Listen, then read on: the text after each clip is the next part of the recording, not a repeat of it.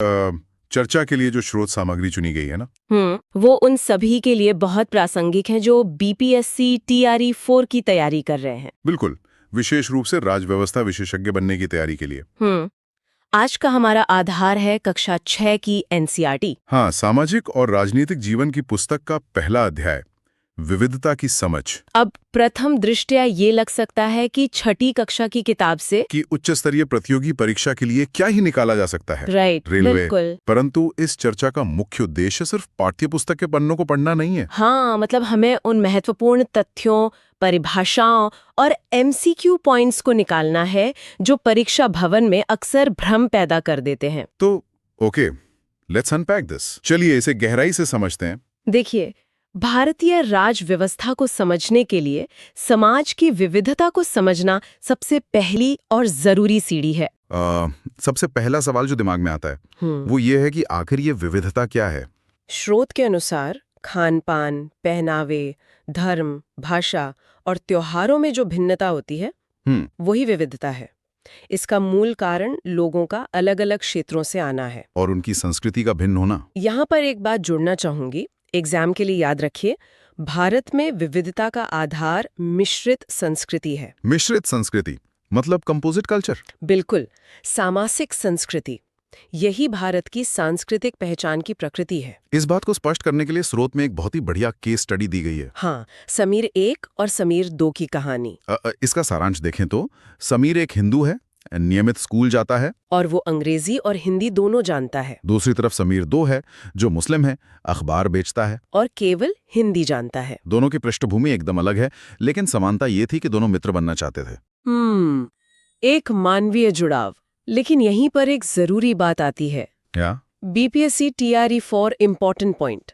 समीर 2 का स्कूल ना जा पाना विविधता नहीं है। तो इसे क्या कहेंगे? परीक्षा के दृष्टिकोण से ये बहुत महत्वपूर्ण है कि इसे आर्थिक अक्षमता के रूप में दर्शाया गया है। मतलब असमानता, इनइक्वालिटी। बिल्कुल, गरीबी विविधता का हिस्सा नहीं है। तो गरीबी और विविधता दोनों एकदम अलग अवधारणाएं हैं। एकदम सही। अब आगे बढ़ते हैं, ये विविधता बनती कैसे है? स्रोत के हिसाब से इसके 2 मुख्य कारक हैं। पहला है ऐतिहासिक कारक, जैसे कि प्रवास, व्यापार और सांस्कृतिक आदान प्रदान। और दूसरा है भौगोलिक कारक, मतलब पहाड़, समुद्र और स्थानीय भौतिक वातावरण के अनुसार अनुकूलन। तो जब ये दोनों मिलते हैं तो उसी मिली-जुली संस्कृति का जन्म होता है। हाँ, यहाँ एक और बीपीएससी टीआरई इम्पोर्टेंट पॉइंट है। बताइए। भूगोल का सीधा प्रभाव लोगों के भोजन, कपड़े और पेशे पर पड़ता है, ऑक्यूपेशन पर। इसे स्रोत में दी गई केस स्टडी से समझते हैं। पहली केस स्टडी है लद्दाख की, जो जम्मू कश्मीर के पूर्व में स्थित एक शीत मरुस्थल है। हाँ, कोल्ड डेजर्ट। यहाँ बारिश नहीं होती, साल भर बर्फ रहती है, इसलिए कृषि न के बराबर है। तो फिर वहाँ की अर्थव्यवस्था कैसे चलती है? अर्थव्यवस्था मुख्य रूप से खास किस्म की भेड़ पालन पर निर्भर है। हाँ, जिससे पश्मीना ऊन मिलता है। बिल्कुल, पश्मीना ऊन काफी कीमती होता है। लद्दाख के लोग इसे इकट्ठा करते हैं और कश्मीर के व्यापारियों को बेचते हैं। अब अगर संस्कृति और इतिहास की बात करें तो लद्दाख को छोटा तिब्बत भी कहा जाता है। छोटा तिब्बत? हाँ, यहाँ से मध्य एशिया यानी तिब्बत जाने के व्यापार मार्ग थे। और धर्म के मामले में? बौद्ध धर्म लद्दाख के रास्ते ही तिब्बत पहुंचा। और इस्लाम? इस्लाम यहाँ लगभग 400 साल पहले आया। Here's where it gets really interesting. यहाँ एक बहुत दिलचस्प बात आती है, केसर सागा। हाँ, केसर सागा तिब्बत का एक ग्रंथ है जो लद्दाख में भी बहुत प्रचलित है। एग्जाम के लिए याद रखिए, केसर सागा को स्थानीय मुसलमान और बौद्ध दोनों ही गाते हैं। दोनों समुदाय मिलकर गाते हैं, ये बहुत बड़ा पॉइंट है। बिल्कुल। अब दूसरी केस स्टडी की तरफ चलते हैं, केरल, जो भारत के दक्षिण पश्चिमी कोने में बसा है। एक तरफ समुद्र है और दूसरी तरफ पहाड़ियाँ। और इन्हीं पहाड़ियों पर काली मिर्च, लौंग, इलायची जैसे मसाले उगाए जाते हैं। और इन्हीं मसालों ने विश्व भर के व्यापारियों को आकर्षित किया। इसका ऐतिहासिक कालक्रम क्या है? परीक्षा के लिए यह कालक्रम बहुत जरूरी है। सबसे पहले अरबी और यहूदी व्यापारी आए। उसके बाद लगभग 2000 साल पहले सेंट थॉमस ने ईसाई धर्म का प्रचार किया। फिर इब्न बतूता भी आए थे ना? हाँ, 700 साल पहले इब्न बतूता ने अपने यात्रा वृत्तांत में मुसलमानों की इज्जत का वर्णन किया है। और फिर वास्को डी गामा ने यूरोप से भारत का समुद्री रास्ता खोजा। बिल्कुल सही। अब यहाँ एक और प्रभाव है, चीनी प्रभाव। हाँ, शब्दों की समानता, जैसे चीना वाला। जो कि मछली पकड़ने का जाल है, और ये चीनी जाल से हूबहू मिलता है। और तलने के लिए इस्तेमाल होने वाला बर्तन, चीना चट्टी। इन दोनों में जो चीन शब्द है वो बताता है कि इनकी उत्पत्ति चीन से हुई है। केरल के त्योहारों की बात करें तो मुख्य त्योहार ओणम है। और ओणम का मुख्य आकर्षण है नाव प्रतियोगिता, boat race. So what does this all mean? तो इस सब का क्या मतलब है? मतलब एक तुलनात्मक अध्ययन, एक तरफ पहाड़ है, लद्दाख, और दूसरी तरफ समुद्र है, केरल। दोनों बिल्कुल अलग है। फिर भी दोनों के बीच एक कड़ी है। क्या कड़ी है? दोनों ही क्षेत्रों पर चीनी और अरबी व्यापारियों का गहरा प्रभाव पड़ा। हाँ, इतिहास जुड़ गया। एग्जाम पॉइंट यही है, किसी भी क्षेत्र का सांस्कृतिक जीवन उसके इतिहास और भूगोल से जुड़ा होता है। मतलब इतिहास और भूगोल अक्सर एक दूसरे में बंधे होते हैं, टाइड होते हैं। बिल्कुल, और यही चीज हमारी विविधता में एकता को जन्म देती है। स्वतंत्रता संग्राम के समय अंग्रेजों की सोच थी कि विविधता के कारण भारतीयों में फूट डालना आसान होगा। लेकिन वो गलत साबित हुए। जलियांवाला बाग हत्याकांड इसका उदाहरण है ना? हाँ, अमृतसर के जलियांवाला बाग में जो जनरल डायर ने हत्या कमेंट किया, उसमें हिंदू, मुस्लिम, सिख सभी शामिल थे। सबने साथ में गोलियां खाईं।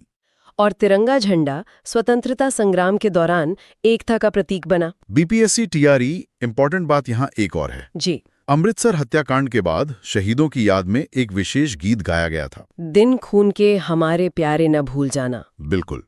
अब परीक्षा के सीधे तथ्यों पर आते हैं। महत्वपूर्ण पुस्तकें और कथन।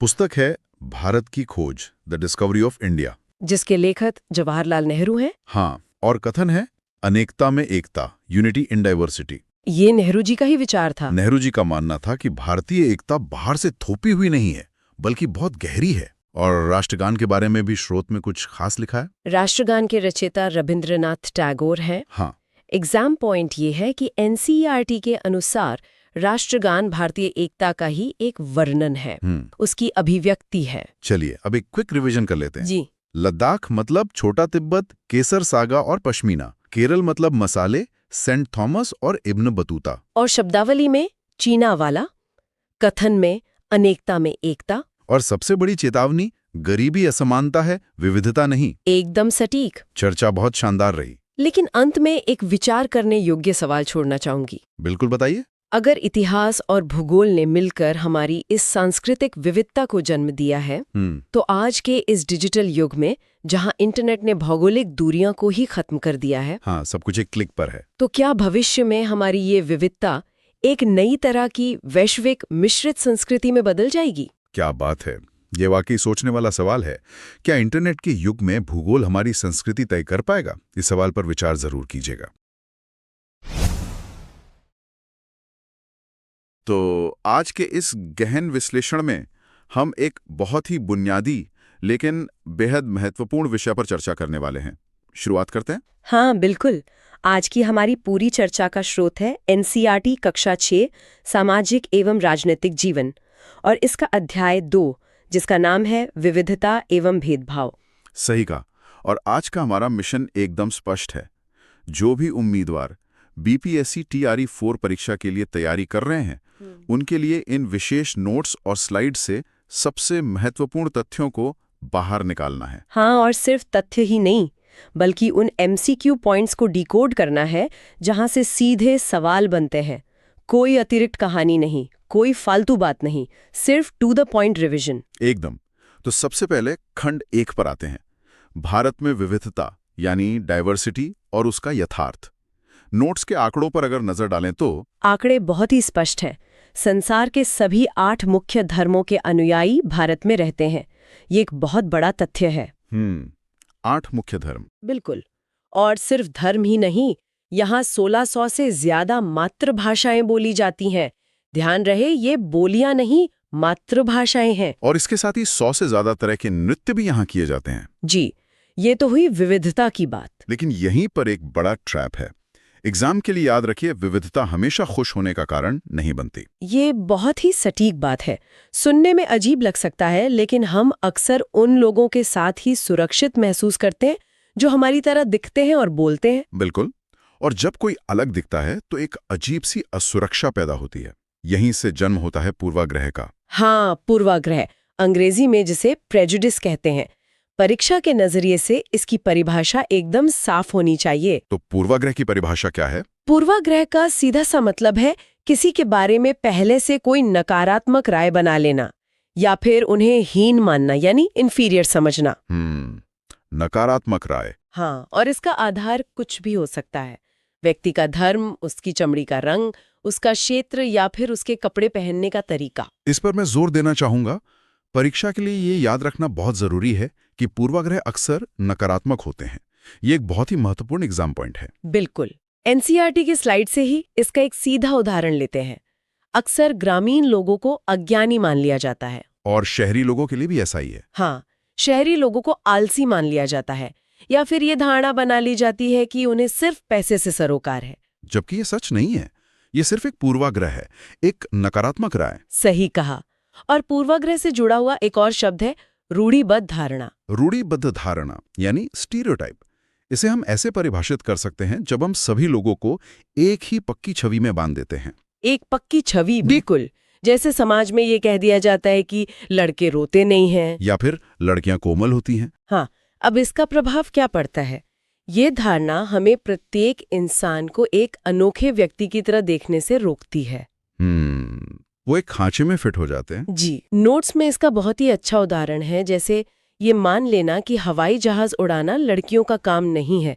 ये एक पक्की छवि है जिसने उन्हें उनके कौशल से दूर कर दिया। तो अगर हम परीक्षा मंथन का सार निकालें, पूर्वाग्रह का मतलब है नकारात्मक राय और रूढ़िबद्ध धारणा का मतलब है पक्की छवि। एकदम स्पष्ट। अब आगे बढ़ते हैं खंड 3 की तरफ, असमानता और भेदभाव।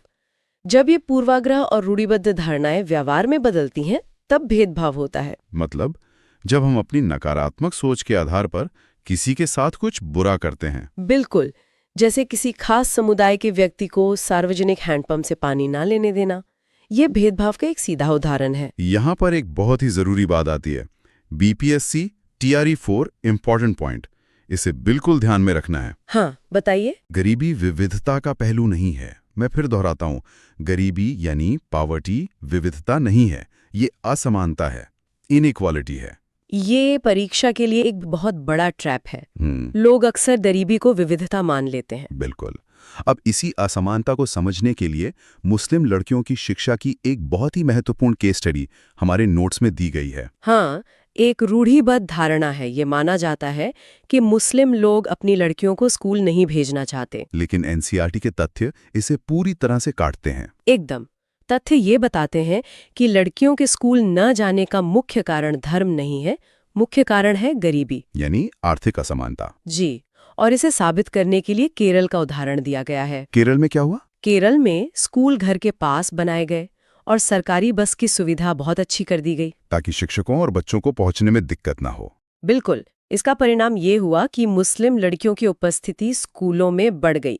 निष्कर्ष बहुत साफ है, जहां सुविधा मिली, जहां गरीबी आड़े नहीं आई, वहां लड़कियों ने पढ़ाई की। यानी धर्म कभी बाधा था ही नहीं, असली बाधा असमानता थी। सही कहा। अब हम भारतीय समाज की सबसे गहरी असमानता की बात करते हैं। खंड 4, जाति व्यवस्था। जाति व्यवस्था, इसे समझना परीक्षा के लिए बहुत अहम है। नोट्स इसे एक सीढ़ी के रूप में समझाते हैं, एक लैडर। इस सीढ़ी में जातियों को ऊपर नीचे रखा गया और जिन्हें सबसे नीचे रखा गया उन्हें अछूत और अयोग्य मान लिया गया। और यहीं से दलित शब्द निकल कर आता है। इस शब्द का अर्थ स्पष्ट होना चाहिए।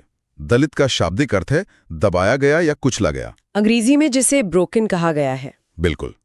लेकिन यहाँ एक और एग्जाम पॉइंट है। सरकार इन लोगों के लिए दलित शब्द का इस्तेमाल नहीं करती। सरकार ऐसे लोगों को अनुसूचित जाति यानी शेड्यूल्ड कास्ट के वर्ग में रखती है। ये तकनीकी शब्द परीक्षा के लिए याद रखना बहुत जरूरी है। अब इस जाति व्यवस्था के प्रभाव को समझने के लिए कोरेगांव की एक ऐतिहासिक केस स्टडी हमारे पास है। हाँ, 1901 की घटना। एग्जाम के लिए याद रखिए, ये घटना 1901 की है और उस समय डॉक्टर अंबेडकर केवल 9 वर्ष के थे। स्थान था कोरेगांव, जो आज के महाराष्ट्र में है। घटना क्या थी? 9 साल के डॉक्टर अंबेडकर और उनके भाई स्टेशन पर इंतजार कर रहे थे। वे बहुत अच्छे कपड़े पहने थे, लेकिन जैसे ही स्टेशन मास्टर को पता चला कि वे महार जाति के हैं, जिसे उस समय अछूत माना जाता था, जी, महार जाति का होने के कारण स्टेशन मास्टर का व्यवहार पूरी तरह बदल गया। उसने और वहां खड़े किसी भी गाड़ीवान ने उनकी मदद करने से इनकार कर दिया। दुगना पैसा देने पर भी कोई उन्हें अपनी बैलगाड़ी में बिठाने को तैयार नहीं था। इस घटना से एक बहुत बड़ी सीख मिलती है।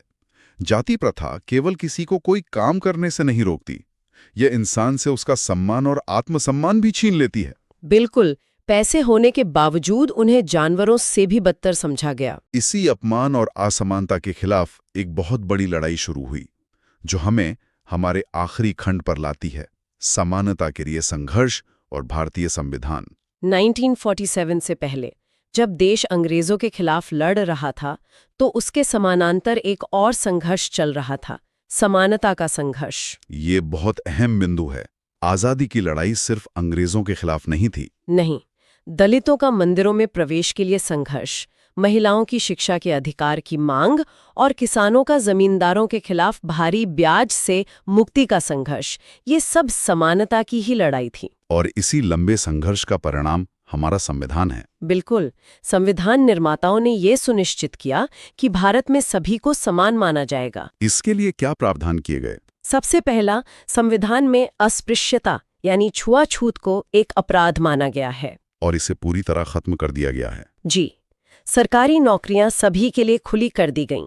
लेकिन सदियों की असमानता सिर्फ कानून बनाने से तो दूर नहीं होती। सही कहा। इसीलिए संविधान ने सरकार पर एक विशेष दायित्व डाला।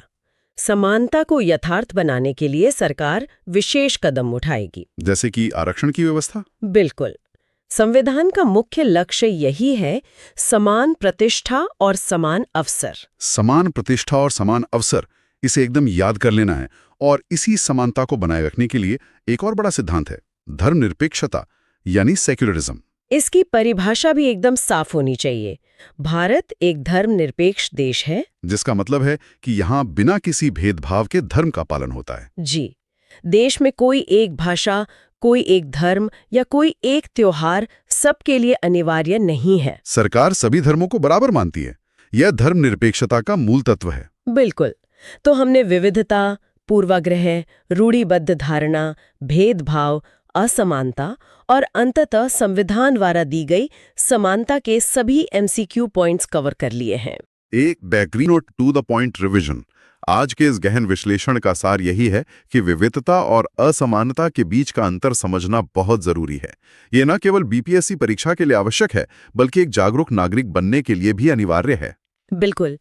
लेकिन इस चर्चा को खत्म करने से पहले एक सवाल है जिस पर विचार करना बहुत जरूरी है। कौन सा सवाल? देखिए, भले ही संविधान ने हमें समानता का अधिकार दे दिया है, छुआछूत को एक गंभीर अपराध घोषित कर दिया गया है, लेकिन क्या हमारे दैनिक जीवन में हमारी अपनी अनजाने में बनाई गई रूढ़िबद्ध धारणाएं आज भी एक अदृश्य असमानता को जन्म नहीं दे रही हैं? यह सचमुच सोचने वाली बात है। क्या आज भी हम लोगों को उनके कपड़ों या उनके पते से जज नहीं करते? इस पर विचार जरूर कीजिएगा। इस बहुत ही गहरे और जरूरी विचार के साथ हम आज के इस गहन विश्लेषण के समापन की घोषणा करते हैं। हमारे सभी सुनने वालों का आज की इस खास गहन चर्चा में बहुत बहुत स्वागत है। सभी को नमस्कार। आज हमारे पास जो अध्ययन सामग्री है वो बहुत ही विशिष्ट और सीधे तौर पर तथ्यों पर आधारित है। बिल्कुल। हम बीपीएससी टीआरई 4 परीक्षा के लिए तैयार किए गए कक्षा 6 एनसीईआरटी नागरिक शास्त्र के रैपिड रिवीजन नोट्स पर बात करने वाले हैं, यानी पॉलिटिकल रिवीजन। इसका मुख्य विषय है सरकार क्या है। परीक्षा की तैयारी कर रहे उम्मीदवारों के लिए तो ये नोट्स बहुत ही महत्वपूर्ण है। हाँ, लेकिन ये चर्चा सिर्फ उन तक सीमित नहीं रहेगी। भले ही ये परीक्षा के दृष्टिकोण से बनाए गए बिंदु हैं, लेकिन ये बुनियादी बातें हर जागरूक नागरिक को पता होनी चाहिए। सही कहा। जैसे वोट देने का अधिकार हमें कैसे मिला। तो चलिए इस विषय को अनपैक करते हैं। एकदम सही। लेकिन आगे बढ़ने से पहले हमारे श्रोताओं को एक नियम स्पष्ट कर दूं। इस चर्चा में किसी भी राजनीतिक पक्ष का तनिक भी समर्थन नहीं किया जाएगा। बिल्कुल। हमारा उद्देश्य केवल एनसीईआरटी और अध्ययन सामग्री में दिए गए तथ्यों का विश्लेषण करना है, निष्पक्ष होकर। तो सबसे पहले विषय पर आते हैं, सरकार असल में करती क्या है? ये एक बहुत जरूरी सवाल है। मतलब अक्सर लगता है कि केवल नेता ही सरकार है, लेकिन ये सूची तो बहुत विस्तृत है। एग्जाम के लिए याद रखिए, सरकार का पहला मुख्य कार्य है निर्णय लेना। निर्णय जैसे सड़कें और स्कूल बनवाना। हाँ।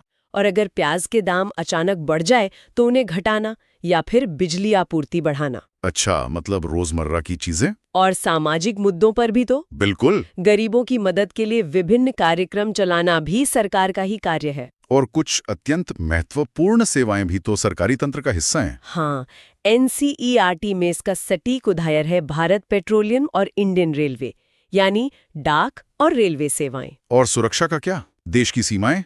देश की सीमाओं की सुरक्षा और दूसरे देशों से शांतिपूर्ण संबंध बनाए रखना, ये भी सरकार का प्रमुख काम है। एक बहुत ही महत्वपूर्ण तथ्य इस PDF में प्राकृतिक विपदा के बारे में है। BPSC TRE 4 महत्वपूर्ण बिंदु, इसे ध्यान से सुनिए। हाँ, बताइए। प्राकृतिक विपदा जैसे सुनामी या भूकंप के समय पीड़ितों की सहायता करना सरकार की ही जिम्मेदारी है। ये सीधा तथ्य परीक्षा में पूछ लिया जाता है। और एक और बात जो थोड़ा हैरान करती है। कौन सी बात? कि सर्वोच्च न्यायालय भी सरकार का ही एक अंग है। बिल्कुल। व्यापक अर्थों में न्यायालय भी सरकार का अभिन्न अंग है। मतलब जब कोई विवाद हो। हाँ, विवाद होने या अपराध होने पर न्याय देना न्यायालय का ही मुख्य कार्य है। अब एक स्वाभाविक सा सवाल उठता है, 121 करोड़ से अधिक की आबादी वाले देश को एक जगह से कैसे चलाया जा सकता है? एक जगह से प्रशासन नहीं चलाया जा सकता। तो फिर इसका समाधान क्या है? समाधान है सरकार के स्तर। एग्जाम के लिए याद रखिए, सरकार के 3 स्तर होते हैं। स्थानीय स्तर, राज्य स्तर और राष्ट्रीय स्तर। एकदम सही। सबसे पहले स्थानीय स्तर, यानी गांव, शहर या मोहल्ले की सरकार। और राज्य स्तर मतलब पूरे राज्य को ध्यान में रखना। हाँ, जैसे असम या हरियाणा की सरकार। और सबसे ऊपर राष्ट्रीय स्तर, जिसका संबंध पूरे देश से है। बिल्कुल। अब प्रशासन चलाने के लिए नियम भी चाहिए, यानी कानून। हाँ, सरकार के पास कानून बनाने और उसे लागू करने यानी इन्फोर्स करने की शक्ति होती है। NCERT की किताब में एक बहुत अच्छा उदाहरण है, गाड़ी चलाने के लिए लाइसेंस। लाइसेंस अनिवार्य है, ये नियम है। और अगर कोई बिना लाइसेंस गाड़ी चलाए तो जेल हो सकती है या जुर्माना लग सकता है। दंड का प्रावधान जरूरी है। लेकिन क्या स्थिति होगी यदि किसी कानून का पालन न हो रहा हो? मतलब नागरिकों के अधिकारों का हनन? हाँ, मान लीजिए किसी को धर्म या जाति के आधार पर नौकरी न मिले। तब नागरिक न्यायालय जा सकता है। और न्यायालय क्या करेगा? न्यायालय मामले की सुनवाई करके उचित कदम उठाने का आदेश दे सकता है। ये बहुत स्पष्ट है। अब अध्ययन सामग्री के अगले हिस्से पर चलते हैं। लोकतंत्र बनाम राजतंत्र। यह तुलना बहुत रोचक है। लोकतंत्र में शक्ति का स्रोत क्या है? लोकतंत्र में शक्ति का स्रोत लोग होते हैं। और ये शक्ति सरकार तक कैसे पहुंचती है? चुनाव के माध्यम से। लोग वोट देकर शक्ति देते हैं। इसमें सबसे बड़ी बात तो जवाबदेही की होती है ना? बिल्कुल। सरकार को अपने निर्णयों की सफाई देनी होती है। और इसका मूल विचार यही है कि लोग खुद नियम बनाने में भागीदार बने। सही कहा। अब इसके विपरीत राजतंत्र को देखते हैं, जहां राजा या रानी होते। हाँ, राजतंत्र में निर्णय लेने की शक्ति राजा या रानी के पास होती है। उनके पास सलाहकार तो होते होंगे। सलाहकारों का एक छोटा समूह होता है, लेकिन अंतिम निर्णय शासक का ही होता है। यहाँ परीक्षा के लिए कोई महत्वपूर्ण बिंदु है? BPSC महत्वपूर्ण बिंदु। यहाँ सबसे दिलचस्प बात यह है कि राजतंत्र में राजा या रानी को अपने निर्णयों के लिए सफाई नहीं देनी पड़ती। मतलब कोई जवाबदेही नहीं। यह बहुत बड़ा अंतर है। बिल्कुल। अब भारत के स्वरूप की बात करते हैं। भारत एक लोकतांत्रिक देश है। हाँ, लेकिन एक प्रतिनिधि लोकतंत्र है। प्रतिनिधि लोकतंत्र, इसका क्या मतलब है? इसका मतलब है कि लोग सीधे शासन नहीं करते। अच्छा, तो हम चुनाव द्वारा अपने प्रतिनिधि चुनते हैं? एकदम सही। वे प्रतिनिधि जनता के लिए निर्णय लेते हैं। और इसके लिए एक अनिवार्य शर्त भी है। हाँ, किसी भी सरकार को तब तक लोकतांत्रिक नहीं कहा जा सकता जब तक वो सार्वभौमिक वयस्क मताधिकार न दे। लेकिन इतिहास में हमेशा से ऐसा नहीं था। बिल्कुल नहीं। शुरुआत में केवल संपत्ति वाले और शिक्षित पुरुषों को ही वोट का अधिकार था। यानी महिलाएं, गरीब और अशिक्षित लोग पूरी तरह से बहिष्कृत थे। हाँ, और इसी से सफरेज आंदोलन की शुरुआत हुई। सफरेज का अर्थ है वोट देने का अधिकार, है ना? एग्जाम के लिए याद रखिए, सफरेज मतलब वोट देने का अधिकार। प्रथम विश्व युद्ध के दौरान हालात काफी बदले। बहुत ज्यादा। जब महिलाओं ने पुरुषों का काम संभाला तो समाज की रूढ़िबद्ध धारणाएं टूटी। उन्होंने बहुत कड़ा संघर्ष किया, खुद को जंजीरों से बांधकर प्रदर्शन किया और लंबी भूख हड़तालें भी की। परीक्षा के लिए इसमें कौन सी तिथियां महत्वपूर्ण हैं? 2 बहुत ही महत्वपूर्ण तिथियां हैं। अमेरिका में महिलाओं को वोट का अधिकार 1920 में मिला। और इंग्लैंड में? UK में ये अधिकार 1928 में मिला। इन संघर्षों को देखकर गांधी जी के विचार बहुत प्रासंगिक लगते हैं। बिल्कुल।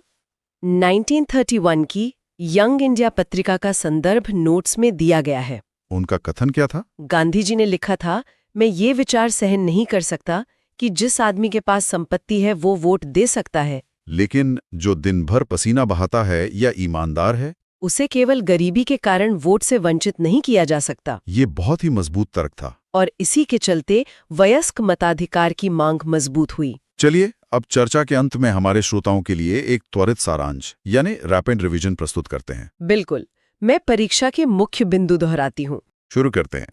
Young India 1931, Mahatma Gandhi, suffrage, vote देने का अधिकार, लोकतंत्र की शर्त, सार्वभौमिक वयस्क मताधिकार, महिला मताधिकार की तिथियां, यूएसए में 1920 और यूके में 1928, न्यायालय, सरकार का अभिन्न अंग, राजतंत्र। सफाई देने की जरूरत नहीं। बहुत ही शानदार सारांश। ये वन लाइनर्स परीक्षा के लिए बहुत जरूरी हैं। तो आज की इस गहन चर्चा का बहुत बड़ा मूल्य है। बिल्कुल। हमने परीक्षा के दृष्टिकोण से सरकार के स्वरूप, अंगों और मताधिकार के इतिहास को समझा। ये जानकारी केवल परीक्षा के लिए नहीं, बल्कि एक जागरूक नागरिक बनने के लिए भी आवश्यक है। एकदम सही बात है। जाते जाते क्या श्रोताओं के लिए कोई ऐसा विचार है जिस पर वे खुद सोच सकें? हाँ, एक बहुत ही दिलचस्प विचार है। बताइए। महिलाओं और गरीबों को वोटिंग का अधिकार पाने के लिए इतना लंबा संघर्ष करना पड़ा। दशकों का संघर्ष था। इसे देखते हुए भविष्य में नागरिक भागीदारी का अगला चरण क्या हो सकता है? मतलब आगे क्या बदलाव आ सकता है?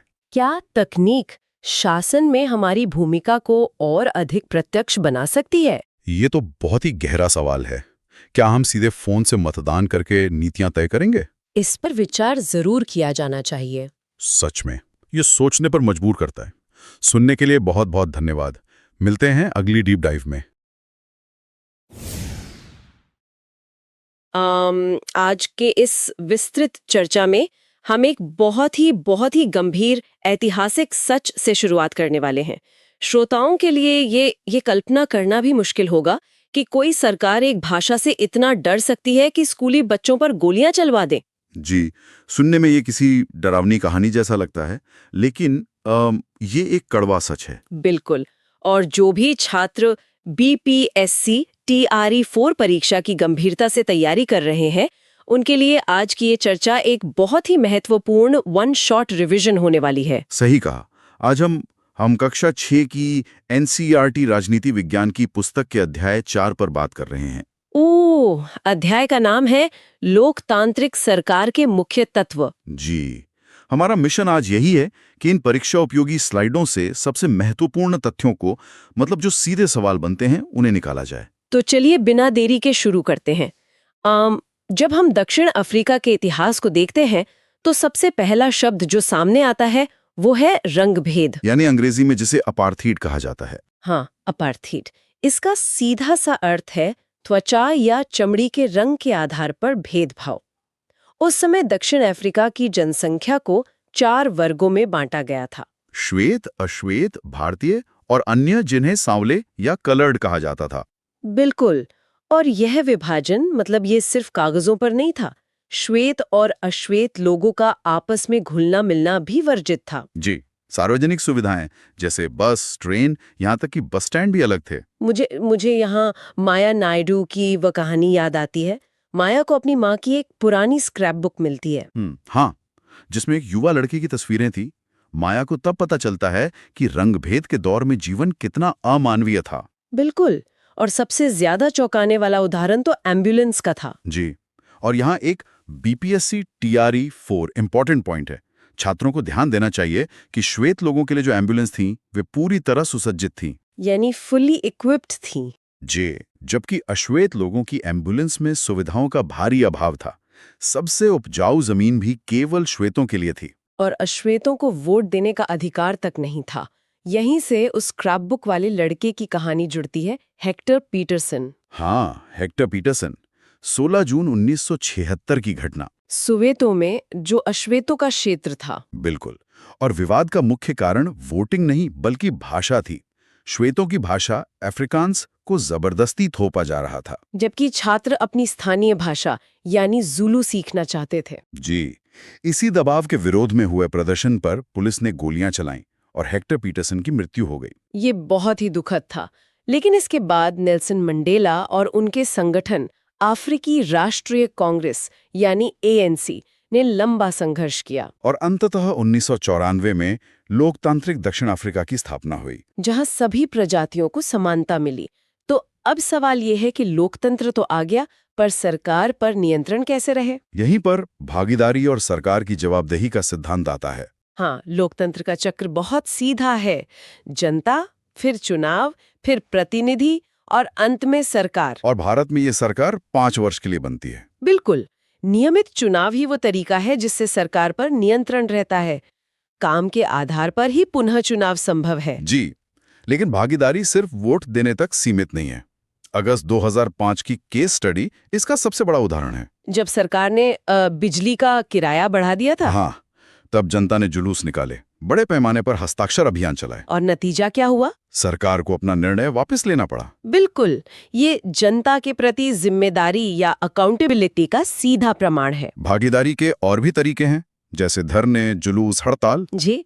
और मीडिया जैसे अखबार और टीवी जन मुद्दों को उठाने में अहम भूमिका निभाते हैं। साथ ही दलित, आदिवासी और महिलाओं द्वारा बनाए गए सामाजिक आंदोलन भी लोकतंत्र को मजबूत करते हैं। एकदम सही।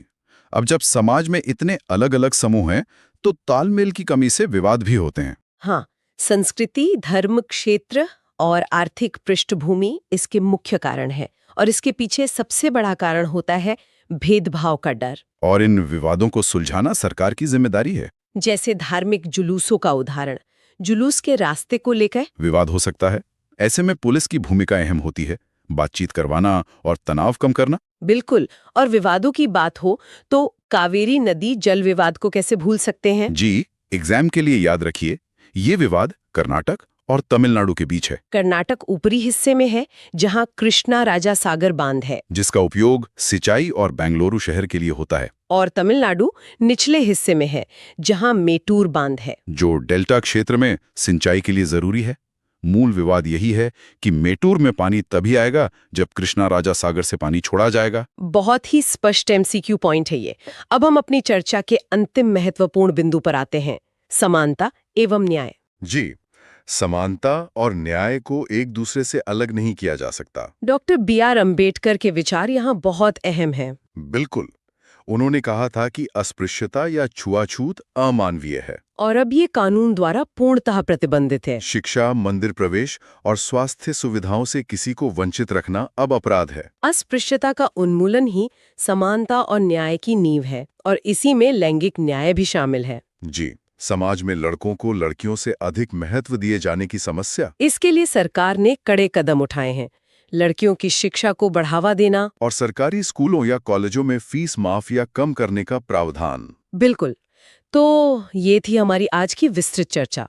अब समय है एक क्विक रिवीजन का। जी, BPSC TRE 4 के छात्रों के लिए ये बहुत जरूरी है। 1994 दक्षिण अफ्रीका में लोकतंत्र की स्थापना। 16 जून 1976 सोवेटो में हेक्टर पीटरसन की मृत्यु। नेल्सन मंडेला ANC के रंगभेद विरोधी नेता। अफ्रीकांस जो श्वेतों की भाषा थी, बनाम जुलू जो अश्वेतों की भाषा थी, ये मुख्य विवाद था। कृष्णा राजा सागर जो कर्नाटक में है, और मेटूर बांध जो तमिलनाडु में है, कावेरी नदी विवाद। और अंत में अगस्त 2005 बिजली किराया वृद्धि का सफल विरोध।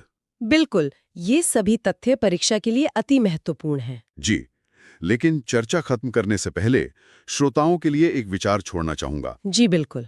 इन नोट्स से ये साफ है कि 5 साल में होने वाले चुनाव सरकार पर नियंत्रण रखते हैं। लेकिन अगर उन 5 सालों के बीच मीडिया और सामाजिक आंदोलन, जैसे दलितों और आदिवासियों के आंदोलन, सरकार से सवाल पूछना बंद कर दें, तो क्या लोकतंत्र में असली ताकत सच में जनता के पास रह जाएगी, या सिर्फ चुने हुए प्रतिनिधियों के पास सिमट कर रह जाएगी? बिल्कुल, श्रोताओं को इस पर गहराई से सोचना चाहिए। बहुत ही गंभीर और जरूरी विचार है ये। और इसी के साथ हम आज की इस विस्तृत चर्चा को यहीं समाप्त करते हैं। परीक्षा की तैयारी कर रहे सभी छात्रों को शुभकामनाएं। चर्चा करने वाले हैं जो असल में लोकतंत्र की सबसे मजबूत नींव है। हाँ, एकदम जमीनी नींव। बिल्कुल। हम बात कर रहे हैं पंचायती राज की। और इसके लिए हमारे पास जो स्रोत हैं वो बहुत ही प्रामाणिक हैं। हाँ, हम बीपीएससी TRE 4.0 राजनीति विज्ञान के आधिकारिक नोट्स का उपयोग कर रहे हैं, जो कि मुख्य रूप से NCERT कक्षा 6 के अध्याय 5 पर आधारित है। इस चर्चा का हमारा मिशन सिर्फ किताबी परिभाषाओं को रटना नहीं है। बिल्कुल नहीं। हमें ये समझना है कि असल में हमारे गांव चलते कैसे हैं, शासन की नीतियां जमीन पर कैसे उतरती हैं। ये बहुत ही जरूरी है और जो भी परीक्षा की तैयारी कर रहे हैं उनके लिए चर्चा बहुत काम की होने वाली है। क्योंकि इस विषय से एकदम सीधे सवाल बनते हैं। हाँ, इस चर्चा में कई ऐसे तथ्य सामने आएंगे जो सीधे परीक्षा में पूछे जा सकते हैं। तो हमें उन खास बिंदुओं पर नजर रखनी होगी। बिल्कुल। BPSC TRE 4 इम्पोर्टेंट पॉइंट पर हमारा विशेष ध्यान रहेगा। तो बिना किसी देरी के शुरू करते हैं।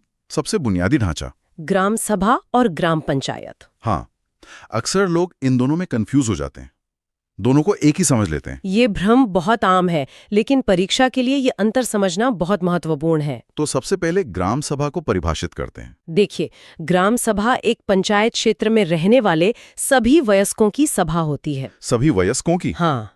इसमें एक गांव भी हो सकता है या एक से ज्यादा गांव भी शामिल हो सकते हैं? तो क्या गांव का हर व्यक्ति, हर नागरिक इसका सदस्य होता है? यहीं पर सबसे बड़ा पेच है।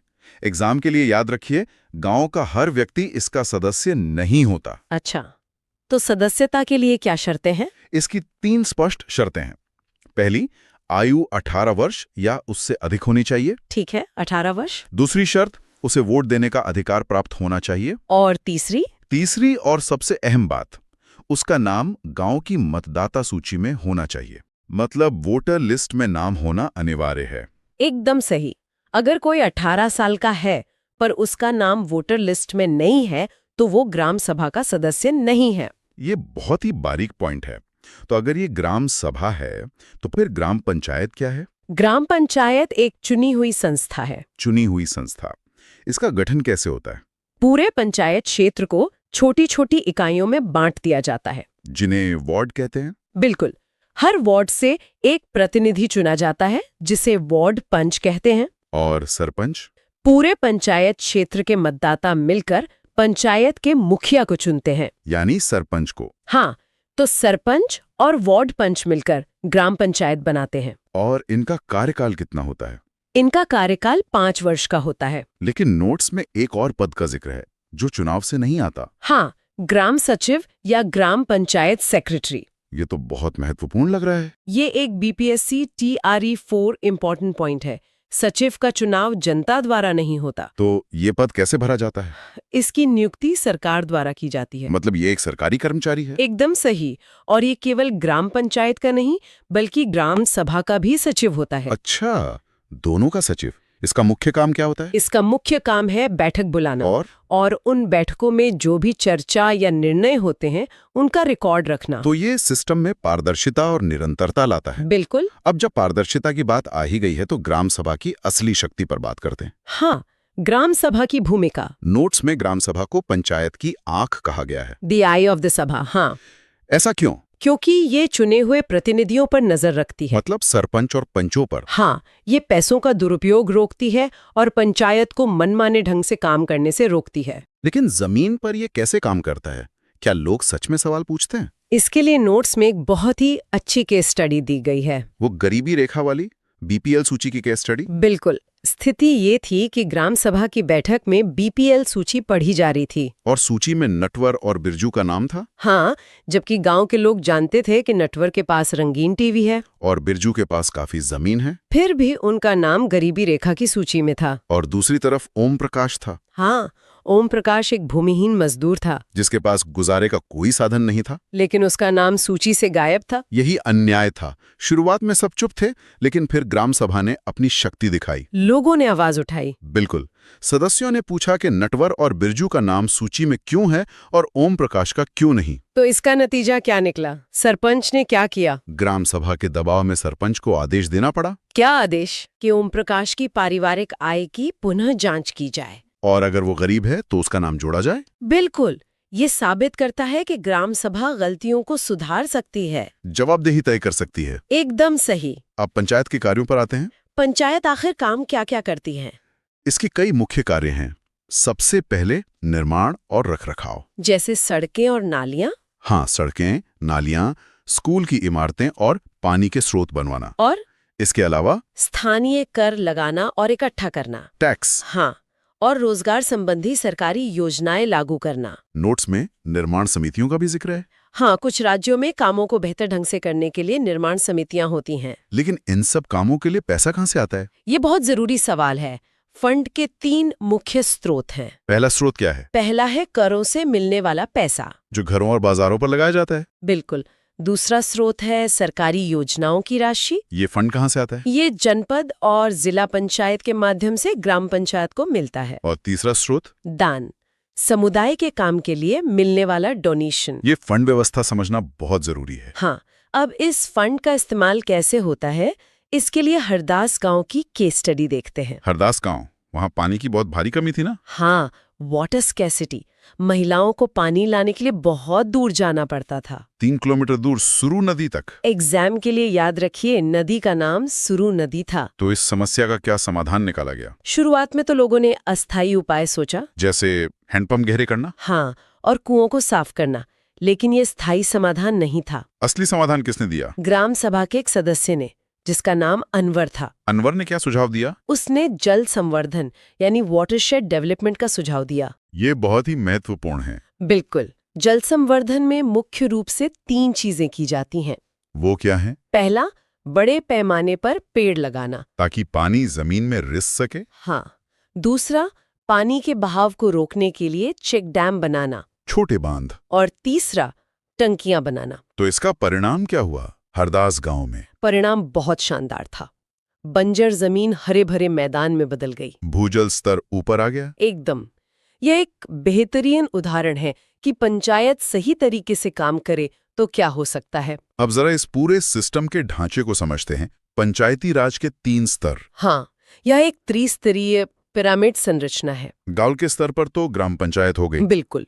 और उसके ऊपर ब्लॉक स्तर पर होती है जनपद पंचायत, जिसे पंचायत समिति भी कहते हैं। हाँ, और सबसे ऊपर जिला स्तर पर क्या होता है? जिला परिषद। एकदम सही, जिला परिषद। जिला परिषद का मुख्य कार्य क्या है? इसका मुख्य काम है जिले के स्तर पर विकास की योजनाएं बनाना और पंचायत समितियों की मदद से फंड का डिस्ट्रीब्यूशन करना। हाँ, ग्राम पंचायतों को राशि का वितरण करना। ये पैसों का मुख्य केंद्र है। बिल्कुल। और यहाँ एक बात और ध्यान रखनी है, हर राज्य के अपने पंचायत कानून होते हैं। मतलब ये हर जगह बिल्कुल एक जैसा नहीं है। हाँ, बुनियादी ढांचा वही है, लेकिन कानून राज्य बनाते हैं। अब एक बहुत ही सकारात्मक तथ्य की बात करते हैं, पुरस्कारों की। निर्मल ग्राम पुरस्कार। हाँ, 2005 में पुरस्कार दिया गया था ना? एग्जाम के लिए याद रखिए, ये 2005 में दिया गया था। किसे मिला था ये? महाराष्ट्र के 2 पंचों को, उनके उत्कृष्ट काम के लिए। पंचायत में बेहतरीन काम करने के लिए। ये बहुत प्रेरणादायक है। बिल्कुल। तो अब परीक्षा के दृष्टिकोण से सारे मुख्य बिंदुओं का एक त्वरित सारांश ले लेते हैं। Quick recap. हाँ, पहला पॉइंट, सचिव सरकार द्वारा नियुक्त होता है, जबकि सरपंच जनता द्वारा निर्वाचित होता है। एकदम स्पष्ट। दूसरा, हरदास गांव की पानी की समस्या सुरु नदी से जुड़ी थी। सुरु नदी याद रहेगा। तीसरा, जल संवर्धन में चेक डैम और पेड़ लगाना शामिल है। Watershed development. चौथा, ओम प्रकाश वह भूमिहीन मजदूर था जो बीपीएल सूची से वंचित था, जिससे ग्राम सभा की शक्ति साबित हुई। और 5वां पॉइंट, जिला परिषद ग्राम पंचायतों को राशि का वितरण करती है। ये सारांश बहुत ही सटीक था। परीक्षा के लिए ये तथ्य बहुत काम आएंगे। आज की इस पूरी चर्चा से ये साफ है कि पंचायती राज सिर्फ एक प्रशासनिक ढांचा नहीं है। हाँ, ये आम लोगों के हाथ में सत्ता की असली चाबी है। अंत में जो भी इस चर्चा को सुन रहे हैं, उनके लिए एक विचार छोड़ने का समय है। एक विचारोत्तेजक प्रश्न। हाँ, आज हमने देखा कि ग्राम सभा कैसे एक स्थानीय स्तर पर तुरंत जवाबदेही तय कर सकती है। बिल्कुल, जैसे ओम प्रकाश के मामले में हुआ। जरा सोचिए, यदि इसी तरह की प्रत्यक्ष और त्वरित जवाबदेही राज्य या राष्ट्रीय स्तर की सरकारों में भी लागू की जा सके, जहाँ जनता सीधे बड़े फैसलों की समीक्षा कर सके, तो क्या हमारे देश की राजनीतिक व्यवस्था और भ्रष्टाचार के स्वरूप में कोई बुनियादी बदलाव आ सकता है? ये सोचने वाली बात है। बिल्कुल। इस गंभीर सवाल के साथ ही हम आज की इस डीप डाइव को यहीं समाप्त करते हैं। आज की इस गहरी चर्चा में आपका स्वागत है। आज का जो विषय है वो खासतौर पर उन लोगों के लिए बहुत महत्वपूर्ण है जो बीपीएससी टीआरई 4 जैसी प्रतियोगी परीक्षाओं की तैयारी कर रहे हैं। हाँ, और साथ ही ये उन सभी के लिए भी जरूरी है जो ये समझना चाहते हैं कि भारत के गांवों का असली प्रशासन कैसे काम करता है। बिल्कुल। तो आज के हमारे जो स्रोत हैं वो मूल रूप से कक्षा 6 की एनसीईआरटी राजनीति विज्ञान की किताब के अध्याय गांव का प्रशासन पर आधारित हैं। हम अक्सर शहरों के बारे में बहुत बात करते हैं, ट्रैफिक की, नगर निगम की। लेकिन देश की एक बहुत बड़ी आबादी गांवों में रहती है। सही कहा। और वहां का प्रशासनिक ढांचा कैसे काम करता है, जमीन के झगड़ों से लेकर पुलिस थाने तक, पर्दे के पीछे कौन सी व्यवस्था है, आज हम इसी को समझने की कोशिश करेंगे। और ये समझना केवल परीक्षा के तथ्यों को रटने के बारे में नहीं है। बीपीएससी टीआरई 4 के पॉइंट ऑफ व्यू से देखें तो हमें ये समझना होगा कि भारत के गांवों का वास्तविक ढांचा रोजमर्रा के स्तर पर आपस में कैसे जुड़ा हुआ है। बिल्कुल। और इस चर्चा में कुछ बहुत ही दिलचस्प बातें सामने आने वाली हैं। मतलब कैसे लोहे की एक लंबी जंजीर सदियों से गांवों के विवाद सुलझाती आ रही है। हाँ, और साल 2005 में आए कानून ने कैसे भारत के गांवों में महिलाओं की स्थिति को हमेशा के लिए बदल दिया। ये सब बहुत ही रोचक है। तो चलिए शुरू करते हैं। सबसे पहले बात करते हैं किसी भी समाज की सबसे बुनियादी जरूरत की, कानून और व्यवस्था, और इसमें पुलिस का कार्यक्षेत्र कैसे तय होता है। जब भी गांव में कोई विवाद होता है, चाहे वो चोरी हो, दुर्घटना हो या मारपीट, तो सबसे पहला कदम पुलिस थाने जाना ही होता है। जाहिर सी बात है। लेकिन यहाँ कार्यक्षेत्र या कहें कि जुरिस्डिक्शन की जो अवधारणा है वो बहुत सख्त है। एग्जाम के लिए याद रखिए कि हर पुलिस थाने का एक निश्चित भौगोलिक क्षेत्र होता है। मतलब कोई भी व्यक्ति अपनी शिकायत केवल उसी थाने में दर्ज करा सकता है जिसके अंतर्गत उसका गांव या उसका क्षेत्र आता है। बिल्कुल, किसी अन्य क्षेत्र के थाने में मामला दर्ज नहीं हो सकता। पर एक सवाल दिमाग में आता है कि क्या इतनी सख्त भौगोलिक सीमाएं कभी-कभी आम इंसान के लिए परेशानी नहीं बन जाती? मान लीजिए कोई घटना 2 गांव के बिल्कुल बॉर्डर पर हुई है, तो लोग तो सोचेंगे ना कि जो थाना पास है वहीं चले जाएं। हाँ, ये अक्सर होता है।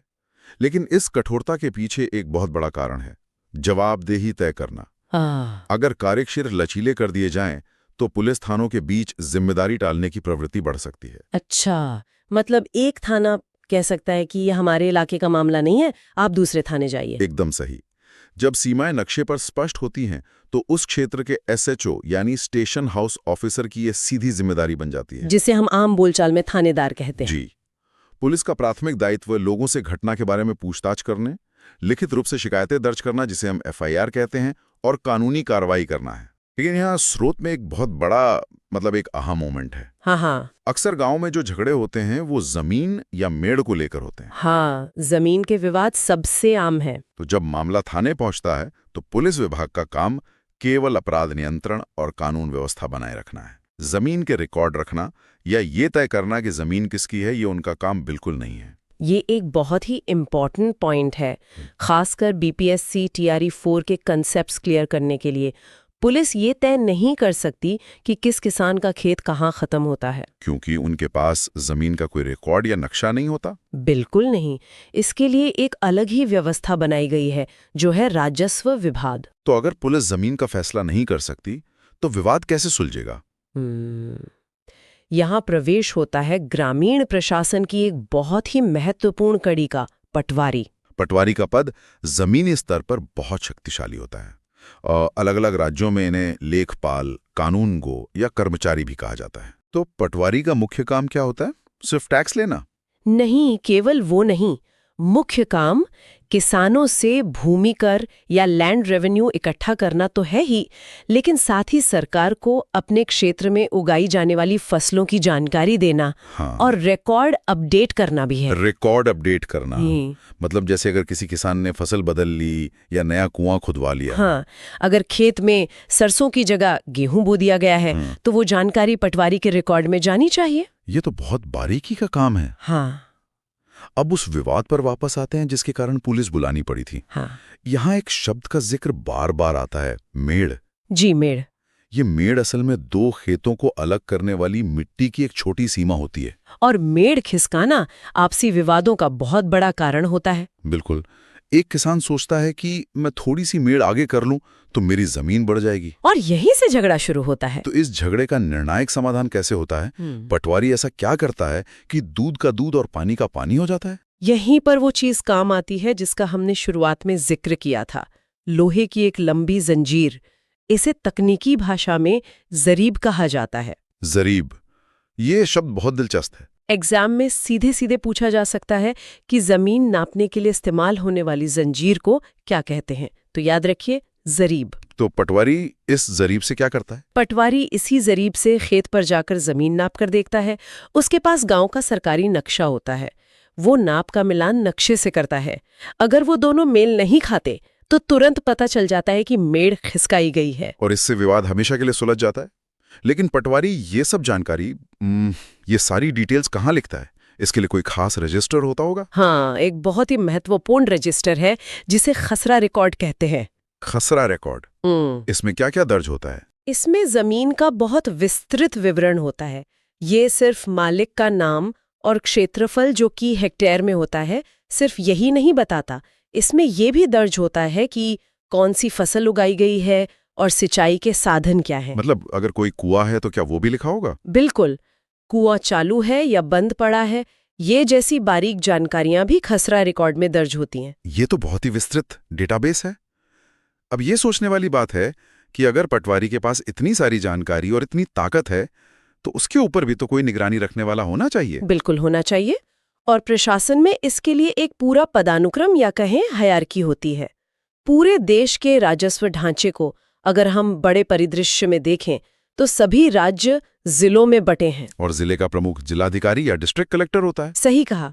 लेकिन जिला बहुत बड़ा होता है, इसलिए उसे उपखंडों में बांटा जाता है। हाँ। जिन्हें तहसील या तालुका कहते हैं। और यहीं पर तहसीलदार की भूमिका आती है ना? जी, तहसीलदार तहसील का राजस्व अधिकारी होता है। जी। तो सीढ़ी इस तरह बनती है, सबसे नीचे ग्राम स्तर पर पटवारी, उसके ऊपर तहसीलदार और सबसे ऊपर जिलाधिकारी। तो तहसीलदार के दिलचस्प कार्य क्या क्या हैं? वो सिर्फ पटवारी के काम का सुपरविजन करता है? सुपरविजन तो करता ही है। वो ये देखता है कि पटवारी रिकॉर्ड सही से रख रहा है या नहीं और राजस्व इकट्ठा हो रहा है या नहीं। इसके अलावा वो जमीन से जुड़े विवादों की सुनवाई भी करता है। एक तरह से वो राजस्व मामलों का जज हो गया। बिल्कुल। और यहाँ बीपीएससी टीआरई 4 के विद्यार्थियों के लिए एक और बहुत ही महत्वपूर्ण तथ्य है। विद्यार्थियों को जो जाति प्रमाण पत्र या कास्ट सर्टिफिकेट जारी किए जाते हैं वे भी तहसीलदार द्वारा ही किए जाते हैं। अच्छा, ये बहुत ही रोचक बात है।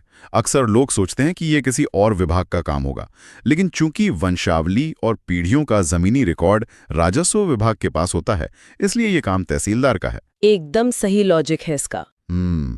अब तक हमने जो ढांचा समझा है वो काफी पुराना और पारंपरिक लग रहा है, लेकिन समय के साथ इसमें आधुनिकीकरण और सामाजिक बदलाव भी तो आए होंगे। बहुत बड़े बदलाव आए हैं। सबसे पहले तो अधिकारों की बात करते हैं। किसानों को अब ये अधिकार है कि वे एक निर्धारित प्रशासनिक शुल्क देकर अपने जमीन के रिकॉर्ड और नक्शे की नकल प्राप्त कर सकते हैं। मतलब उन्हें अब किसी के आगे गिड़गिड़ाने की जरूरत नहीं है। ये रिकॉर्ड अब आसानी से उपलब्ध है। हाँ, अब तो ये पंचायत दफ्तर में भी उपलब्ध कराए जाते हैं। और आधुनिक बदलावों की बात करें तो कई राज्यों में इन रिकॉर्ड्स को पूरी तरह से कंप्यूटरीकृत कर दिया गया है। कंप्यूटरीकृत होने से हेराफेरी की गुंजाइश कम हो जाती है। ये एक बहुत बड़ा प्रशासनिक सुधार है। लेकिन एक और सुधार है जिसने समाज की नींव को ही बदल कर रख दिया। साल 2005 का एक कानून। हाँ, हिंदू उत्तराधिकार संशोधन अधिनियम 2005। इसे हम गेम चेंजर कह सकते हैं। इस कानून से पहले क्या स्थिति थी? अगर हम ऐतिहासिक संदर्भ देखें तो पहले पैतृक जमीन में केवल बेटों को हिस्सा मिलता था। महिलाओं को, चाहे वो बेटी हो या पत्नी, जमीन के मालिक के रूप में नहीं देखा जाता था। ये तो बहुत बड़ा लैंगिक भेदभाव था। एक महिला जीवन भर खेत में काम करती है, लेकिन जमीन के कागजों पर उसका कोई नाम नहीं होता। बिल्कुल। लेकिन 2005 के इस अधिनियम ने इस भेदभाव को हमेशा के लिए समाप्त कर दिया। नया कानूनी सूत्र बहुत ही सीधा है। बेटा, बेटी और माँ तीनों को पैतृक जमीन में बराबर का हिस्सा मिलता है। ये पूरे देश में लागू है? हाँ, ये कानून सभी राज्यों और केंद्र शासित प्रदेशों में एक समान रूप से लागू है। इसका सामाजिक प्रभाव तो बहुत गहरा पड़ा होगा। स्रोत में एक महिला का उदाहरण दिया गया है, सुधा का। जी, सुधा का उदाहरण बहुत प्रासंगिक है। जब महिलाओं के नाम पर जमीन होती है तो यह उन्हें आत्मनिर्भर बनाता है। सुधा अब निश्चिंत होकर खेती कर सकती हैं। उसे पता है कि अगर कोई मुश्किल आती है तो उसके पास अपने जमीन का कानूनी हक है। ये सिर्फ एक कागज का टुकड़ा नहीं है, ये सशक्तिकरण का सबसे बड़ा साधन है। एकदम सही। हमने पुलिस, पटवारी, तहसीलदार और जमीन के कानूनों की बात कर ली, लेकिन एक गांव सिर्फ जमीन और झगड़ों से तो नहीं चलता। वहां का एक संपूर्ण पारिस्थितिकी तंत्र या इकोसिस्टम होता है। बिल्कुल। गांव के प्रशासन में जमीन के अलावा और भी कई सार्वजनिक सेवाएं हैं जो रोजमर्रा के जीवन को चलाती हैं। एग्जाम में अक्सर इन सेवाओं के बारे में भी पूछा जाता है। जैसे खाद्य सुरक्षा के लिए क्या व्यवस्था है? खाद्य सुरक्षा के लिए राशन की दुकानें होती हैं। और अगर किसी किसान को बीज या खाद खरीदने के लिए लोन चाहिए? उसके लिए वित्तीय सेवाएं हैं, जैसे गांव के बैंक और डाकघर। इसके अलावा बच्चों के लिए भी कुछ होता होगा। हाँ, बाल विकास और शुरुआती पोषण के लिए आंगनवाड़ी और बालवाड़ी काम करते हैं। और शिक्षा के लिए सरकारी स्कूल होते हैं। और स्वास्थ्य के लिए? स्वास्थ्य सुविधाओं के लिए प्राथमिक स्वास्थ्य केंद्र या पीएचसी होते हैं। और आर्थिक सहयोग को बढ़ाने के लिए दुग्ध उत्पादक समितियां भी काम करती हैं। तो ये सब मिलकर एक गांव को एक आत्मनिर्भर इकाई बनाते हैं। मतलब एक व्यवस्था दूसरी व्यवस्था को सहारा दे रही है। यही तो इस अध्याय का मुख्य निष्कर्ष है। गांव का प्रशासन एक बेहद व्यवस्थित तंत्र है। तो अगर हम आज की इस पूरी चर्चा को समेटें तो जो मुख्य बातें निकल कर आती हैं वो ये हैं कि थानेदार का काम अपराध नियंत्रण है, जबकि पटवारी और तहसीलदार का काम जमीन और राजस्व से जुड़ा है। हर किसी की अपनी एक तय जिम्मेदारी है। और साथ ही 2005 के हिंदू उत्तराधिकार अधिनियम जैसे बदलाव ये भी दिखाते हैं कि हमारी ये प्रशासनिक व्यवस्था समय के साथ कितनी प्रगतिशील हो रही है। बिल्कुल। अब इस चर्चा के अंत में एक बहुत ही दिलचस्प और सोचने लायक बात दिमाग में आती है। सदियों से जो व्यवस्था चली आ रही है, पटवारी, मेड़ और खसरा रजिस्टर की, वो अब तेजी से डिजिटल हो रही है। हाँ, कंप्यूटरीकृत हो रही है। तो ऐसे में ये सोचना बहुत रोमांचक है कि जब गांव के सारे भूमि अभिलेख पूरी तरह से ऑनलाइन हो जाएंगे और जमीन नापने के लिए लोहे की जरीब की जगह सैटेलाइट मैपिंग या ड्रोन का इस्तेमाल होने लगेगा, तो क्या होगा? वही तो क्या इससे भारत के गांव की जो पुरानी सत्ता संरचनाएं हैं, जो पावर डायनामिक्स हैं और जो पारंपरिक सीमा विवाद हैं, उनमें हमेशा के लिए कोई बुनियादी बदलाव आ जाएगा? ये एक बहुत ही गहरा सवाल है। जाहिर है तकनीक पारदर्शिता लाएगी, लेकिन समाज इसे कैसे अपनाएगा ये देखना बाकी है। बिल्कुल। ये एक ऐसा विचार है जिस पर हम सब आगे खोज कर सकते हैं और सोच सकते हैं। आज के लिए बस इतना ही। इस चर्चा में जुड़ने के लिए बहुत बहुत धन्यवाद। धन्यवाद।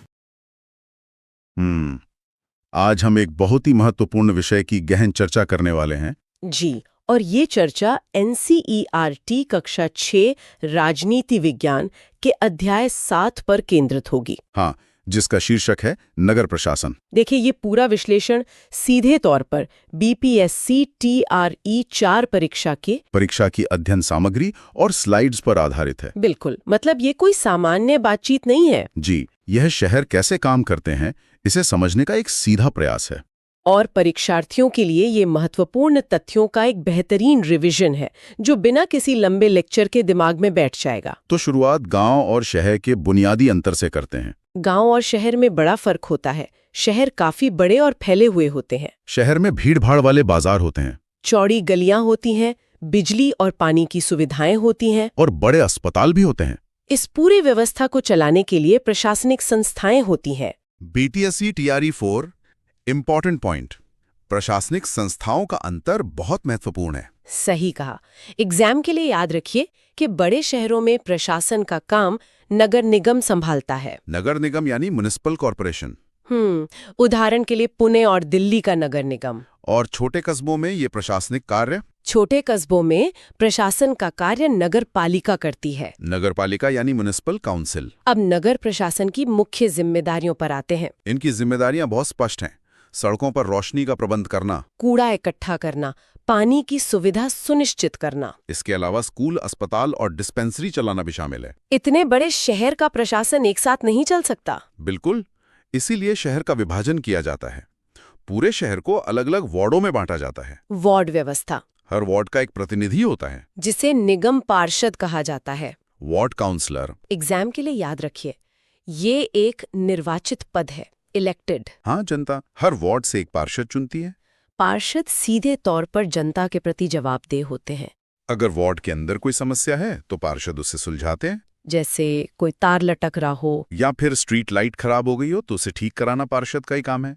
प्रशासनिक संरचना में शक्तियों का बंटवारा कैसे होता है ये समझना जरूरी है। प्रशासन में काम मुख्य रूप से 2 हिस्सों में बटा होता है, विधायी कार्य और कार्यकारी कार्य। विधायी कार्य यानी निर्णय लेना, डिसीजन मेकिंग, ये काम पार्षद और समितियां करती हैं। ये बजट बनाते हैं और शहर की जरूरतों को सामने रखते हैं। ये एक निर्वाचित वर्ग है। दूसरा हिस्सा है कार्यकारी कार्य। कार्यकारी कार्य यानी निर्णयों को लागू करना, इम्प्लीमेंटेशन। ये काम आयुक्त और प्रशासनिक कर्मचारी करते हैं। आयुक्त यानी कमिश्नर। बीपीएससी टीआरई 4 लेख इंपॉर्टेंट पॉइंट, इसमें सबसे बड़ा अंतर है। आयुक्त और कर्मचारी सरकार द्वारा नियुक्त होते हैं। नियुक्त यानी अपॉइंटेड, जबकि पार्षद निर्वाचित होते हैं। अब बजट प्रक्रिया की बात करते हैं। सभी वार्डों के पार्षद मिलकर एक बजट बनाते हैं और शहर का पैसा इसी बजट के अनुसार खर्च किया जाता है। जटिल निर्णय विशेष समितियों द्वारा लिए जाते हैं, जैसे बाजार की सफाई का निर्णय, बस स्टैंड में सुधार और उद्यानों यानी पार्कों का रखरखाव। नगर निगम की आय के स्रोत क्या हैं? इतना बड़ा ढांचा चलाने के लिए पैसा कहाँ से आता है? आय का सबसे बड़ा हिस्सा संपत्ति कर है, प्रॉपर्टी टैक्स। एग्जाम के लिए याद रखिए, संपत्ति कर निगम की कुल आय का 25 से 30% होता है। नियम बहुत सीधा है, घर जितना बड़ा होगा कर भी उतना ही ज्यादा होगा। इसके अलावा अन्य कर भी होते हैं, जैसे शिक्षा कर, दुकानों और होटलों पर लगने वाला व्यापार कर, मनोरंजन कर जैसे सिनेमा टिकट पर, और पानी तथा अन्य सुविधाओं पर लगने वाला कर। कचरा प्रबंधन में एक नई वास्तविकता सामने आई है, निजीकरण। पैसा बचाने के लिए नगर निगम अब निजी ठेकेदारों को काम पर रखता है। कचरा उठाने और उसे ठिकाने भगाने के लिए प्राइवेट कॉन्ट्रैक्टर्स होते हैं। इसे सब कॉन्ट्रैक्टिंग कहा जाता है। इसका बहुत गहरा प्रभाव पड़ा है। अब सरकारी कर्मचारियों की जगह निजी कंपनियां काम करती हैं। वेतन कम मिलता है और नौकरियां अस्थायी होती हैं, टेम्पररी। सबसे चिंताजनक पहलू ये है कि कर्मचारियों के पास सुरक्षा साधन नहीं होते, सेफ्टी गियर नहीं होते, और काम के दौरान घायल होने पर उन्हें कोई मुआवजा नहीं मिलता। आम नागरिक अपनी शिकायत कैसे सुलझाते हैं? इसके लिए स्रोतों में गंगाबाई की केस स्टडी दी गई है। शिकायत निवारण का एक क्रम होता है। इस फ्लो को समझना जरूरी है। सबसे पहले जनता अपने वार्ड पार्षद के पास जाती है, फिर पार्षद और जनता मिलकर आयुक्त के पास पहुंचते हैं, और अंततः काम सफाई अभियंता यानी सैनिटेशन इंजीनियर तक जाता है। इस केस स्टडी में आयुक्त ने एक बहाना बनाया। आयुक्त ने कहा कि कचरा उठाने के लिए ट्रक कम है। इस पर गंगाबाई ने कड़ा तर्क दिया कि अमीर इलाकों के लिए तो ट्रक हैं। अंत में बड़े विरोध प्रदर्शन की चेतावनी मिलने के बाद शहर की सफाई नियमित हो गई। अगर सफाई न हो तो स्थिति बहुत गंभीर हो सकती है।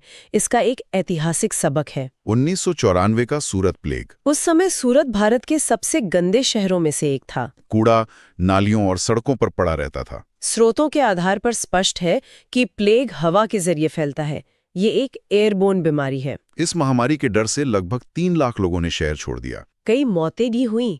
इसका परिणाम ये हुआ कि नगर निगम ने शहर की पूर्ण सफाई की, और आज सूरत चंडीगढ़ के बाद भारत का दूसरा सबसे साफ शहर है। स्वच्छता को लेकर स्वच्छ भारत अभियान शुरू किया गया। अध्ययन सामग्री में दिए गए लोगों के अनुसार यह 2 अक्टूबर 2014 को शुरू हुआ। कूड़े का अलगाव बहुत महत्वपूर्ण है।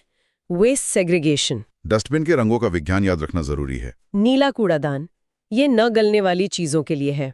नॉन बायोडिग्रेडेबल, जैसे प्लास्टिक और कांच। हरा कूड़ादान, ये गलने वाली चीजों के लिए है। बायोडिग्रेडेबल, जैसे रसोई का कचरा। इसके बाद पुनर्चक्रण की प्रक्रिया आती है। रिसाइकलिंग। कागज, कांच और प्लास्टिक के पुनर्चक्रण में कबाड़ी वाला एक मुख्य भूमिका निभाता है। अब पूरी चर्चा का एक त्वरित सारांश देख लेते हैं। Cheat sheet. नगर निगम बड़े शहरों में होता है, नगरपालिका छोटे कस्बों में होती है। पार्षद निर्वाचित होता है, इलेक्टेड। आयुक्त नियुक्त होता है, अपॉइंटेड। एग्जाम के लिए याद रखिए, संपत्ति कर निगम की आय का 25 से 30% है। चुनाव हर 5 वर्ष में होते हैं। प्लेग 1994 में सूरत में फैला था। आज की इस गहन चर्चा को यहीं समेटते हैं। शहर का प्रशासन सिर्फ एक राजनीतिक ढांचा या परीक्षा का सिलेबस नहीं है। ये हमारी जीवन रक्षक प्रणाली है। सूरत की घटना याद दिलाती है कि एक अनसुलझी कचरे की समस्या कैसे एक महामारी बन सकती है। अगली बार जब कचरा अलग अलग डिब्बों में डाला जाए तो इस पूरे तंत्र के बारे में विचार किया जाना चाहिए। सड़क पर सफाई कर्मचारी को देखकर इस प्रशासनिक ढांचे की गंभीरता को समझना जरूरी है। तथ्यों का विश्लेषण करते रहें। धन्यवाद। नमस्कार और आज की इस डीप डाइव में स्वागत है। आज हमारे पास जो नोट्स है ना, वो उन सभी के लिए किसी खजाने से कम नहीं है जो बीपीएससी TRE-4 की परीक्षा की तैयारी कर रहे हैं। जी बिल्कुल। और आज का डीप डाइव सच में बहुत महत्वपूर्ण होने वाला है। हाँ, असल में आज हम एनसीईआरटी कक्षा 6 की राजनीति विज्ञान की जो पुस्तक है उसका 8वां अध्याय यानी ग्रामीण क्षेत्र में आजीविका की गहराई में जाने वाले हैं। तो चलिए सीधे इसके भीतर चलते हैं। एकदम। और हमारा आज का मकसद सिर्फ कहानियां सुनना नहीं है, हाँ, बल्कि उस पूरी व्यवस्था को डिकोड करना है जो भारत के सामाजिक और आर्थिक ढांचे को चलाती है। हम यहाँ परीक्षा के लिए सबसे जरूरी जो MCQ तथ्य हैं उन्हें निकालेंगे। वही तो सबसे जरूरी है। अक्सर देखिए, जब हम गांव शब्द सुनते हैं ना, तो हमारे दिमाग में सिर्फ खेतों और क्या कहते हैं ट्रैक्टर की तस्वीर उभरती है। बिल्कुल। पर आज के नोट्स हमें बताते हैं कि ग्रामीण अर्थव्यवस्था एक बहुत ही जटिल और उलझा हुआ ताना बाना है। चलिए इसका विश्लेषण करते हैं। हमारे सुनने वालों को पूरा ध्यान केंद्रित करना चाहिए क्योंकि हर एक बिंदु परीक्षा के लिए जरूरी है। तो शुरुआत करते हैं भारत के दक्षिणी हिस्से से। हाँ, तमिलनाडु से। जी, आज के हमारे नोट्स हमें सबसे पहले तमिलनाडु के एक तटीय गांव कलपट्टू में ले जाते हैं। इसकी भौगोलिक और आर्थिक रूपरेखा बड़ी दिलचस्प है। और वहाँ की जो मुख्य फसल है वो धन है। गांव समुद्र तट के करीब है, छोटी छोटी पहाड़ियां हैं और धान के अलावा यहाँ नारियल, कपास, गन्ना और केला भी उगाया जाता है। सही कहा आपने। पर कलपट्टू गांव के बारे में पढ़ते हुए जिस बात पर सबसे ज्यादा ध्यान जाना चाहिए वो ये है कि वहां की एक बड़ी आबादी का खेती से कोई लेना देना ही नहीं है। हाँ, मैं भी यही सोच रही थी। यही वो बिंदु है जहां से ग्रामीण अर्थव्यवस्था की असली तस्वीर साफ होती है। एक गांव को आत्मनिर्भर बनने के लिए सिर्फ अनाज की नहीं बल्कि बहुत सी सेवाओं की जरूरत होती है। यानी गैर कृषि कार्यों की एक पूरी समानांतर अर्थव्यवस्था। बिल्कुल। कलपट्टू में कुछ लोग टोकरी और घड़े बना रहे हैं, तो कुछ ईंटें और बैलगाड़ी तैयार कर रहे हैं। और इसके अलावा गांव को चलाने वाला सेवा क्षेत्र भी तो है, जैसे शिक्षक, नर्स, धोबी, नाई और साइकिल मैकेनिक। हाँ, और परीक्षा के लिए याद रखिए कि जब हम ग्रामीण आजीविका की बात करते हैं तो ये पूरा गैर कृषि और सेवा क्षेत्र उसका एक बहुत बड़ा हिस्सा होता है। इसी स्थानीय अर्थव्यवस्था के बीच मुझे नोट्स में एक बहुत ही मजेदार शब्द मिला, टिफिन। हाँ, टिफिन। अब आम बातचीत में टिफिन का मतलब तो वो खाने का डिब्बा होता है जो हम दफ्तर ले जाते हैं, लेकिन तमिलनाडु के संदर्भ में इस अध्याय ने टिफिन का एक बिल्कुल ही अलग मतलब बताया है। असल में यहाँ टिफिन का अर्थ उस स्थानीय खाद्य संस्कृति से है जो गांव में छोटे व्यवसायों को जन्म देती है। यानी हल्की फुल्की खाने पीने की चीजें जिसे हम स्नैक्स कहते हैं। एकदम सही। नोट्स में बहुत ही स्पष्ट रूप से बताया गया है कि वहाँ सुबह के टिफिन में इडली, डोसा और उपमा परोसा जाता है। और शाम के टिफिन में वड़ा, बोंडा और मैसूर पाक जैसी चीजें। हाँ, और ये केवल एक सांस्कृतिक जानकारी नहीं है, ये परीक्षा के नजरिए से एक सीधा तथ्य है। गांव की चाय नाश्ते की दुकानों पर ये टिफिन बिकता है जिससे कई परिवारों की आजीविका चलती है। बिल्कुल। और बीपीएससी TRE-4 इम्पोर्टेंट पॉइंट के रूप में इसे ध्यान में रखना चाहिए। टिफिन की बातें तो काफी स्वादिष्ट हैं, पर जब हम कलपट्टू गांव के खेतों की तरफ मुड़ते हैं तो वहां की तस्वीर शायद इतनी मीठी नहीं है। बिल्कुल नहीं है। वहाँ किसानों और मजदूरों का एक बहुत ही स्पष्ट वर्गीकरण पेश किया गया है। हाँ, नोट्स में 3 अलग-अलग चेहरों के माध्यम से ये पूरी कहानी बताई गई है। जी। सबसे पहले तुलसी का जिक्र आता है, जो कि एक भूमिहीन खेतीहर मजदूर है। जी। उसकी दिनचर्या देखकर समझ आता है कि ग्रामीण जीवन की असली कठोरता क्या है। वो रामालिंगम नाम के एक बड़े किसान के खेत में काम करती है। और दिन भर की हाथ तोड़ मेहनत के बाद उसे मिलता क्या है? शायद मात्र 40 रुपए प्रतिदिन। जी। सुबह 8:30 से शाम 4:30 बजे तक काम करने के बाद। हाँ, ये राशि निर्धारित न्यूनतम वेतन से भी काफी कम है। और सबसे बड़ी विडंबना यह है कि ये काम भी उसे साल भर नहीं मिलता, क्योंकि खेती एक मौसमी यानी सीजनल गतिविधि है। बिल्कुल। तुलसी को केवल रोपाई, निराई और कटाई के समय ही कुछ महीनों का रोजगार मिल पाता है। और ऐसा भी नहीं है कि खेत से लौटने के बाद उसका काम खत्म हो जाता है। हाँ, घर का सारा अवैतनिक काम या अनपेड वर्क भी उसी के जिम्मे है। जंगल से जलावन की लकड़ी लाना, 1 किलोमीटर दूर जाकर बोरवेल से पीने का पानी भरकर लाना उसका पति रमन भी खेतों में कीटनाशक छिड़कने का काम करता है।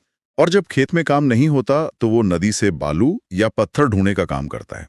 अब देखिए, अगर हम इस केस स्टडी को पूरे देश के आंकड़ों से जोड़ें तो तस्वीर और भी चिंताजनक हो जाती है। हाँ, नोट्स में एक बहुत ही महत्वपूर्ण सांख्यिकीय तथ्य दिया गया है जिसे परीक्षार्थियों को उंगलियों पर याद रखना चाहिए। भारत में 5 में से 2 ग्रामीण परिवार, यानी लगभग 40% परिवार तुलसी की तरह ही खेतियार मजदूर हैं। 40%, ये एक बहुत बड़ा आंकड़ा है। इनमें से कुछ के पास जमीन के बहुत छोटे टुकड़े हैं और ज्यादातर के पास बिल्कुल भी जमीन नहीं है। अपनी कमाई के लिए ये पूरी तरह से दूसरों के खेतों पर आश्रित हैं।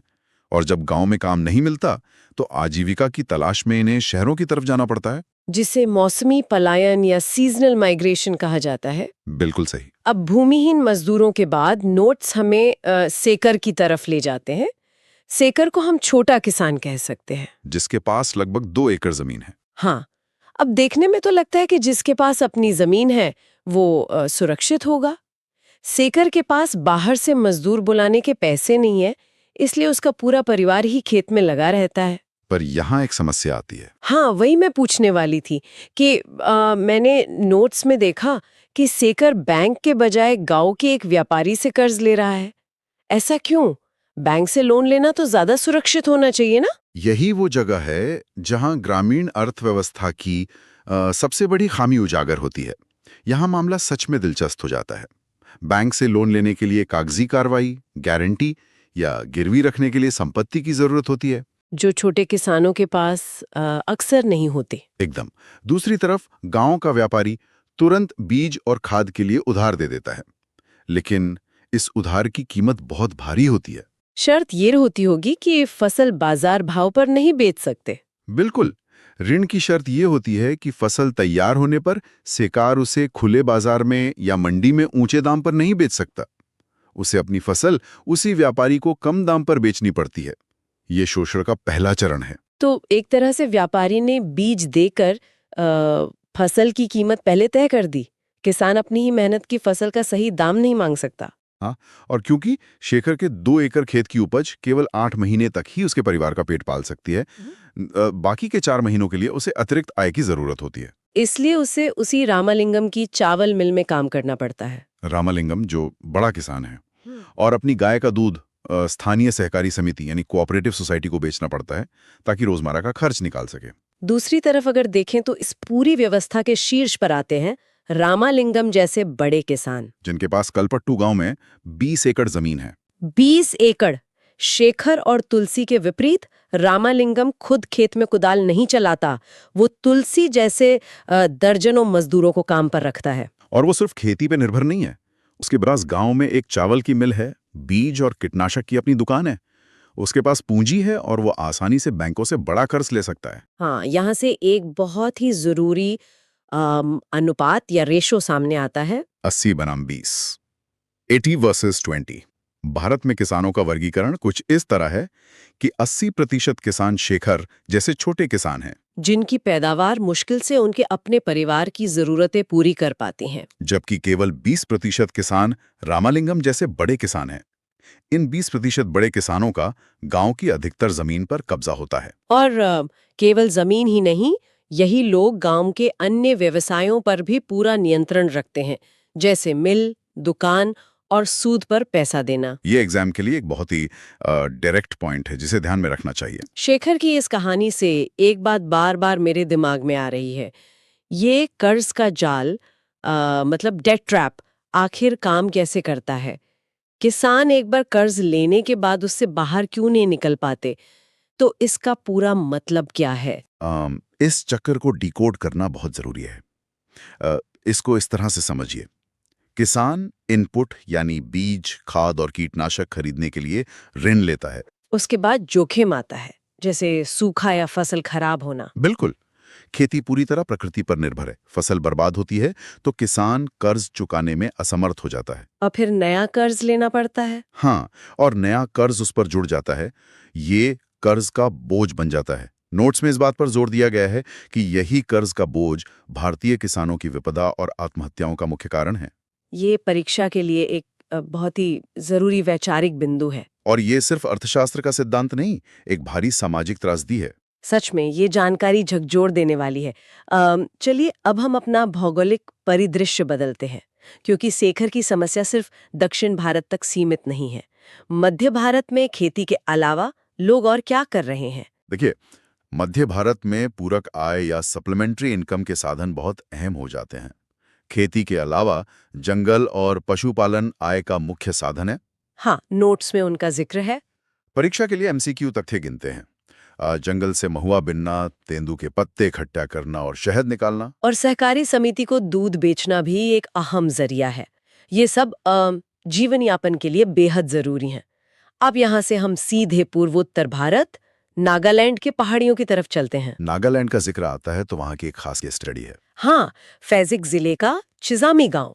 वहाँ सीढ़ीनुमा खेती यानी टेरेस फार्मिंग की जाती है। चिजामी गांव में मुख्य रूप से चखेसांग समुदाय के लोग रहते हैं। परीक्षा के दृष्टिकोण से इस समुदाय का नाम चखेसांग। हाँ, ये बहुत महत्वपूर्ण है। पहाड़ी ढलानों पर साधारण तरीके से खेती करना संभव नहीं है, क्योंकि बारिश का पानी मिट्टी को बहा ले जाएगा। इसलिए ये लोग पहाड़ी ढलानों को समतल सीढ़ियों में बदलते हैं। और सबसे खास बात यह है कि वो किनारे ऊपर उठाते हैं ताकि पानी रुक सके। चावल की खेती के लिए। बिल्कुल। लेकिन यहाँ एक और अनूठी बात है, उनकी सामाजिक व्यवस्था। 6 से 8 लोगों का एक समूह बनता है जो सामूहिक श्रम करता है। हाँ, वहाँ खेती व्यक्तिगत संघर्ष नहीं है, वो एक साथ काम करते हैं। अब पहाड़ों की इस खेती से निकलकर वापस लहरों की तरफ चलते हैं। कलपट्टू के पास एक और गांव है, पुदुपेट। वहां तो सिर्फ समुद्र पर आधारित अर्थव्यवस्था है। पुदुपेट पूरी तरह से मछुआरों का गांव है और वहां मछुआरों के उपकरण का जिक्र आता है, जिसे कैटमरान कहा जाता है। एक विशेष छोटी नाव जिसमें इंजन लगा होता है। और ये दिलचस्प है कि सुबह के समय जो नीलामी यानी ऑक्शन होती है वो महिलाएं करती हैं। पर मछुआरों का जीवन भी अनिश्चितताओं से भरा है, विशेषकर लीन सीजन में। ये लीन सीजन क्या होता है? नोट्स में बताया गया है कि मानसून के जो 4 महीने होते हैं वो मछुआरों के लिए लीन सीजन है, क्योंकि ये मछलियों का प्रजनन काल या ब्रीडिंग सीजन है। तो इस दौरान वो समुद्र में नहीं जा सकते? नहीं, और इसके आर्थिक प्रभाव को समझना जरूरी है। इन 4 महीनों में मछुआरे व्यापारी से उधार लेकर गुजारा करते हैं। और शर्त वही किसान वाली, मछली उसी व्यापारी को बेचनी पड़ेगी, खुली नीलामी नहीं होगी। हाँ, और नोट्स में सुनामी से हुए भारी आर्थिक नुकसान का भी संदर्भ दिया गया है, जिससे उनका कर्ज और बढ़ गया। तो हमने आज के इस डीप डाइव में ग्रामीण आजीविका के कई रूप देखे। कलपट्टू का धन और टिफिन, भारत के 80% छोटे किसान और उनका कर्ज का चक्कर, साथ ही नागालैंड के चिजामी गांव की चखेसंग जनजाति की सीढ़ीनुमा खेती। बिल्कुल, बीपीएससी टीआरई 4 के उम्मीदवारों को ये सभी तथ्य और फैक्ट चेक्स उंगलियों पर याद रखने चाहिए। आज की बात समाप्त करने से पहले मैं एक विचारोत्तेजक सवाल छोड़ना चाहती हूँ। जी, आज हमने देखा कि ग्रामीण अर्थव्यवस्था पूरी तरह से प्रकृति के चक्र पर निर्भर है। हाँ, मॉनसून, पहाड़, जंगल पर जैसे जैसे जलवायु परिवर्तन या क्लाइमेट चेंज के कारण ये चक्र अप्रत्याशित या अनप्रिडिक्टेबल होता जा रहा है, तो क्या छोटे किसानों और मछुआरों के कर्ज का ये बोझ भविष्य में एक ऐसा जाल नहीं बन जाएगा जिसे तोड़ना शायद असंभव हो जाए? ये सच में सोचने वाली बात है। इस पर जरूर विचार करें, ऐसे ही सीखते रहें और तथ्यों की गहराई में जाते रहें। आज हमारे साथ जुड़ने के लिए धन्यवाद। इस डीप डाइव में स्वागत है। आज का हमारा पूरा ध्यान बीपीएससी टीआरई 4 राजनीति विज्ञान की परीक्षा पर है। मैं स्पष्ट करना चाहूंगी कि यह एक त्वरित और सटीक रिवीजन है। जी बिल्कुल, और हमारी चर्चा का एकमात्र आधार है कक्षा 6 की पुस्तक का अध्याय 9। इसका नाम है शहरी क्षेत्र में आजीविका। तो हम सीधे उन तथ्यों पर बात करेंगे जो परीक्षा के दृष्टिकोण से सबसे अधिक प्रासंगिक हैं। सही कहा, तैयारी में सटीकता सबसे जरूरी होती है। चलिए सीधे बुनियादी आंकड़ों से शुरुआत करते हैं। भारत में 5000 से अधिक शहर हैं। हाँ, और 27 महानगर भी हैं। जब हम इन महानगरों की बात करते हैं तो परीक्षा के लिहाज से इनका पैमाना क्या होता है? एग्जाम के लिए याद रखिए, प्रत्येक महानगर की जनसंख्या 10 लाख से अधिक होती है। 10 लाख से अधिक? ठीक है। अब अहमदाबाद सर्वेक्षण का एक बहुत ही महत्वपूर्ण आंकड़ा है। जी, शहर में काम करने वालों में से 12% लोग केवल सड़कों पर काम कर रहे हैं। और इस 12% वाले काम को स्वरोजगार कहा जाता है। बिल्कुल, ये स्वरोजगार है, इसमें कोई सुरक्षा नहीं होती। मतलब इन्हें कोई नियोक्ता वेतन नहीं देता। हाँ, और पुलिस द्वारा दुकान या ठेला हटाने का डर हमेशा रहता है। तो इतनी असुरक्षा के बावजूद लोग शहरों की ओर क्यों आते हैं? पुस्तक में बच्चू मांझी की केस स्टडी है। जी, वो बिहार के एक गांव से आया रिक्शा वाला है। तो गांव से शहर प्रवास का मुख्य कारण क्या है? BPSC TRE 4 important point. गांव से शहर प्रवास का मुख्य कारण भूमिहीनता और मौसमी बेरोजगारी है। यानी खेती का काम बंद होने पर लोग आते हैं। एकदम सही। और इस बीच शहरी क्षेत्र में एक नया रोजगार भी उभरा है, कॉल सेंटर। ये केंद्रीकृत दफ्तर होता है? हाँ, भारत में कॉल सेंटर अधिक होने के 2 ही मुख्य कारण हैं। पहला कारण है अंग्रेजी बोलने वाले लोगों की मौजूदगी, और दूसरा कारण है कम वेतन पर उनकी उपलब्धता। अब बाजार की व्यवस्था को देखें तो वहां पक्की दुकानें होती हैं, ये स्थायी ढांचा होती हैं। एग्जाम के लिए याद रखिए, पक्की दुकानों का लाइसेंस नगर निगम द्वारा जारी किया जाता है। सड़क वालों की तरह इन्हें पुलिस नहीं हटा सकती। बिल्कुल नहीं। तो बाजार बंदी का दिन कौन तय करता है? इसका उत्तर भी नगर निगम ही है। ये निर्णय दुकानदारों का अपना नहीं होता। रोजगार का तुलनात्मक विश्लेषण भी समझना बहुत जरूरी है। दफ्तर के स्थायी कर्मचारी की नौकरी नियमित और सुरक्षित होती है। इन्हें बुढ़ापे के लिए भविष्य निधि मिलती है। इसके साथ ही वार्षिक छुट्टियां और चिकित्सा सुविधाएं भी मिलती हैं। लेकिन इसके विपरीत अनियमित मजदूर को केवल काम की अधिकता होने पर ही बुलाया जाता है। सही कहा, ये काम पूरी तरह से मौसमी होता है। अध्याय अंत में एक बहुत महत्वपूर्ण कीवर्ड है, लेबर चौक। ये वो जगह है जहां दिहाड़ी मजदूर काम के इंतजार में खड़े होते हैं। इस गहन चर्चा को आज यहीं समाप्त करते हैं। परीक्षा की सफलता के लिए इन सभी परिभाषाओं और तथ्यों का निरंतर रिवीजन आवश्यक है। समापन के लिए एक अंतिम विचार। शहरी आजीविका के 2 स्पष्ट पहलू हैं। एक तरफ दफ्तर की पूर्ण सुरक्षा है और दूसरी तरफ 12% सड़क पर काम करने वालों की भारी असुरक्षा है। अर्थव्यवस्था के स्पष्ट अंतर पर गहराई से विचार करना चाहिए।